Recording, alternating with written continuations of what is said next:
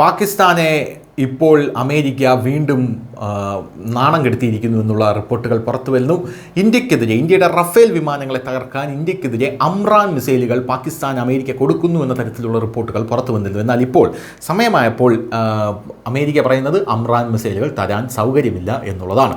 ഈ അമ്രാൻ മിസൈലുകൾ റഫേലുകളെ തകർക്കാൻ പാകത്തിലുള്ള മിസൈലുകളാണ് എന്നാണ് നിലവിൽ പാകിസ്ഥാൻ വിശ്വസിക്കുന്നത്. ആ മിസൈൽ കിട്ടിക്കഴിഞ്ഞാൽ നമുക്ക് വലിയ ആശ്വാസമാകുമെന്നൊക്കെയാണ് പറഞ്ഞത്. പക്ഷേ യഥാർത്ഥത്തിൽ ഈ അമ്രാമിനുള്ള പ്രതിവിധിയൊക്കെ നേരത്തെ ഇന്ത്യ കണ്ടുവച്ചിട്ടുണ്ട് എന്നുള്ളതാണ് ഇന്ത്യയെ സംബന്ധിച്ചിടത്തോളം നമുക്ക് പറയാനുള്ളത്. ഇപ്പോഴിതാ ബ്രിട്ടനിൽ നിന്ന് 4158 കോടി രൂപയുടെ മിസൈലുകൾ വാങ്ങാനുള്ള കരാർ ഇന്ത്യ ഒപ്പുവെച്ചിട്ടുണ്ട് എന്ന റിപ്പോർട്ടുകൾ പുറത്തു വരുന്നു.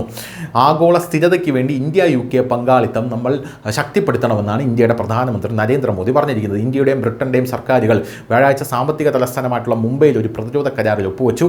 യുണൈറ്റഡ് കിങ്ഡം പ്രധാനമന്ത്രി കെയർ സ്റ്റാർമറിൻ്റെ ആദ്യ ഇന്ത്യ സന്ദർശന വേളയിൽ വ്യാഴാഴ്ച മുംബൈയിൽ ഇരു രാജ്യങ്ങളും $468 മില്യൺ കരാറിൽ ഒപ്പുവെച്ചു. ഈ കരാറിൻ്റെ ഭാഗമായി ബ്രിട്ടൻ ഇന്ത്യൻ സൈന്യത്തിന് ഭാരം കുറഞ്ഞ മൾട്ടി റോൾ മിസൈലുകൾ, മാർക്ക് ലൈറ്റുകൾ, ഇതോടൊപ്പം ഇന്ത്യയും ബ്രിട്ടൻ ഒരു അന്തർ ഗവൺമെന്റൽ കരാറിലും ഒപ്പുവെച്ചിട്ടുണ്ട്. ഈ കരാർ പ്രകാരം ഇന്ത്യയിൽ നാവികസേനയ്ക്കായി ഒരു ഇലക്ട്രിക് പ്രൊപ്പൽ സിസ്റ്റം വികസിപ്പിക്കും. മറുവശത്ത് ഇന്ത്യൻ കമ്പനികൾ ബ്രിട്ടനിൽ 1.3 ബില്യൺ പൗണ്ട്, ഏകദേശം 15,356 കോടി രൂപ നിക്ഷേപിക്കും. ഇതുമൂലം ബ്രിട്ടൻ്റെ വിവിധ മേഖലകളിൽ 7000 തൊഴിലവസരങ്ങൾ സൃഷ്ടിക്കപ്പെടുമെന്നാണ് വിശ്വസിക്കപ്പെടുന്നത്. ഇന്ത്യയും ബ്രിട്ടനും തമ്മിലുള്ള സൗഹൃദം ആഗോള സ്ഥിരതയുടെയും സാമ്പത്തിക പുരോഗതിയുടെയും ഒരു സ്തംഭമാണെന്ന് മുംബൈയിൽ UK പ്രധാനമന്ത്രി കെയർ സ്റ്റാർമറുമായി നടത്തിയ ഉഭയകക്ഷി ചർച്ചകൾക്ക് ശേഷം പ്രധാനമന്ത്രി നരേന്ദ്രമോദി പറയുന്ന ഒരു സാഹചര്യവും ഉണ്ടായിരുന്നു. News desk news India Malayalam.